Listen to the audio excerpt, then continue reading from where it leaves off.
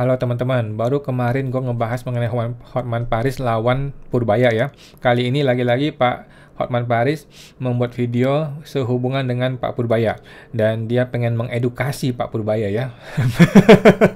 Sebagai seorang ahli hukum, dia pengen mengedukasi atau kasih paham ke Pak Purbaya bahwa dunia ini tuh bukan punya elu gitu ya. Dunia ini bukan punya bapaknya si Purbaya, nggak bisa seenak-enak hati elu. Semua harus ngikuti hukum, katanya Pak Hotman. Oke, kita nonton teman-teman ya, bagaimana perspektifnya Pak Hotman. Ini masih nggak jauh-jauh dari teks amnesti.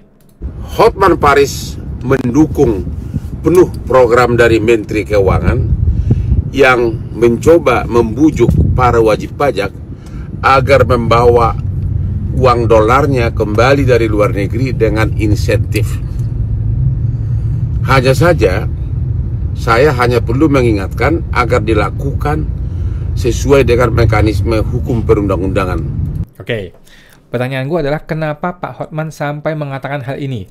Semua juga was-was teman-teman ya, termasuk gua juga sudah was-was teman-teman ya. Apa yang ingin dilakukan oleh Pak Purbaya itu harus sesuai hukum.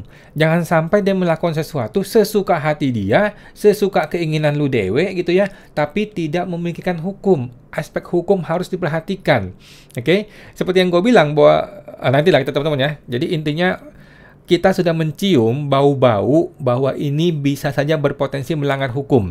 Yang dia bilang mau tarikin duit orang 60 triliun dalam 1 minggu, itu kan ada bau-bau tidak sedap ya, ada bau-bau pelanggaran hukum di situ. Kemudian sekarang mengenai teks amnesti, Pak Hotman sudah mewanti-wanti ya bahwa itu harus dilaksanakan sesuai dengan hukum.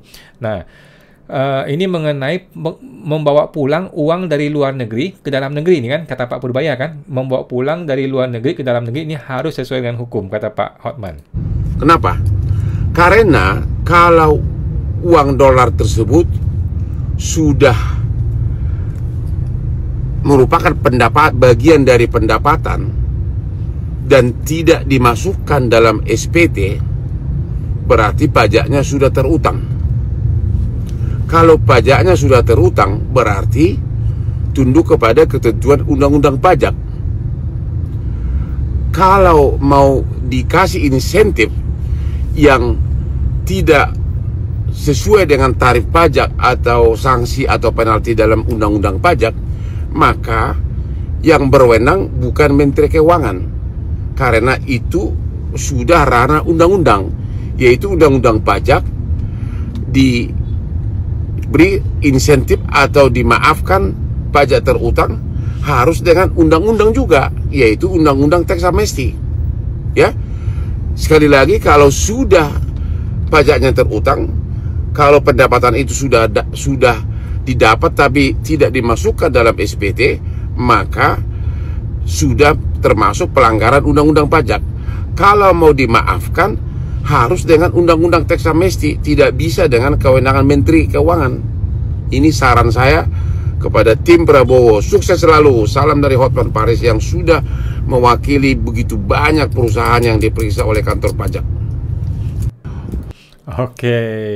Jadi teman-teman, simpelnya itu begini loh, Pak Hotman mengasih tahu kepada Pak Purbaya atau kita semua ya, kalau betul ada uang di luar negeri, dolar gitu ya, uang di luar negeri, kemudian mau dibawa pulang ke Indonesia, nah ternyata uang itu belum lu laporkan di SPT. Kalau uang itu belum dilaporkan di SPT, berarti kan uang ini dapat dianggap sebagai penghasilan yang harusnya kena pajak. Kena pajaknya berapa persen? Sudah ada undang-undangnya, namanya undang-undang perpajakan ya. Jadi orang yang punya harta belum dilapor di SPT, kemudian dibawa pulang atau ketahuan, kemudian dia mesti bayar pajak, itu tarif pajaknya sudah ada hukumnya. Nah, katanya si Pak Hotman, kalau Pak Purbaya mau mengampuni atau mengurangi nilai pajaknya, tidak sesuai dengan yang seharusnya dia bayar. Anggaplah harusnya dia bayar 30%. Kalau Pak Purbaya menjanjikan, oke, lu bawa pulang ke Indonesia ya, tetapi gue cuma kenain lu 10%. Contoh gitu ya. Nah, negosiasi ini harus menggunakan hukum. Dan hukumnya namanya Undang-Undang TA, Undang-Undang Pengampunan Pajak. Ya, tidak boleh sesuka hatinya si Purbaya. Kalau Pak Purbaya bilang, oke lah, lu bawa pulang uang lu ke Indonesia, kan mestinya lu bayar 30%, lu cukup bayar 10% lah. Kalau dia melakukan itu tanpa hukum, kan itu udah jelas melanggar hukum ya. Kalau itu tidak pakai undang-undang pengampunan pajak, kan itu namanya melanggar hukum. Kalau dia melakukan itu, maka lu tidak ada bedanya dengan Rafael Alun. Ya, jadi kalau Pak Purbaya melakukan penurunan pajak atau perubahan nilai pajak yang seharusnya dibayar tanpa undang-undang pengampunan pajak, itu sama aja lu sama seperti Rafael Alun. Lu sama seperti gue nih. Gue nih ya, konsultan pajak teman-teman ya. Setiap hari gue melakukan itu teman-teman di negeri Konoha ya. Tiap hari gue melakukan negosiasi. Dari angka sekian gue turunin jadi sekian. Kita deal sama petugas pajak, selesai. Teman-teman ya. Itu adalah Rafael Alun jilid 2 namanya. Kalau lu begitu teman-teman ya. Kalau gue ya wajar gue melakukan itu dong. Kalau gue kan gue mewakili klien gue, wajar gue melakukan itu. Kalau Pak Purbaya, nggak adil dong Pak bagi masyarakat kalau gitu ya.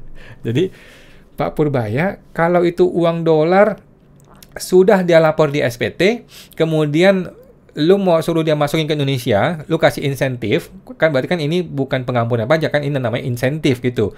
Insentif ini pun harus diatur melalui undang-undang. Tidak bisa sembarangan, Pak. Nah, sekarang kalau lu atur itu di undang-undang, pertanyaannya, bagaimana dengan mereka-mereka yang tidak punya uang di luar negeri? Itu kan menjadi berpotensi menjadi yang namanya tidak adil, gitu ya. Nah, kalau uang itu ada di luar negeri dan belum dilapor di SPT, ketika dia bawa pulang, insentif apapun yang lu mau kasih, itu namanya tax amnesty. Itu namanya pengampunan pajak dan harus diatur melalui Undang-Undang Pengampunan Pajak, Undang-Undang TA ya. Itulah katanya Pak Hotman, dan gua sepakat banget, gua setuju banget. Ini negara hukum, bos, bukan negara Pak Purbaya ya. Jadi hati-hati Pak Purbaya, jangan sampai lu ke apa nama istilahnya, tergelincir ya, seperti si Suryo Utomo, seperti si Sri Mulyani, membuat negara ini seolah-olah punya bapaknya dia ya, sembarangan aja dia bikin aturan sesuka hati dia tanpa menggunakan dasar hukum yang benar. Jadi Pak Purbaya jangan bertindak di luar dari hukum atau melampaui hukum. Ya, kalau lu mau memberikan insentif apapun kepada orang-orang, apalagi orang kaya yang demand-nya banyak ya, yang mintanya macam-macam nanti, kalau lu minta dia balikin uangnya, tentu saja harus melalui instrumen hukum yaitu undang-undang. Dan undang-undangnya adalah undang-undang pengampunan pajak, bukan yang lain. Kalaupun lu bikin undang-undang yang lain, undang-undang yang lain itu adalah memuat unsur-unsur pengampunan pajak. Jadi daripada lu bikin undang-undang yang baru-baru yang aneh-aneh, mending memperbaiki undang-undang pengampunan pajak yang sudah ada di tahun 2016 kemarin, sesuai dengan prolegnas dari DPR. Oke teman-teman, itu aja. Sampai jumpa, semoga terbantu.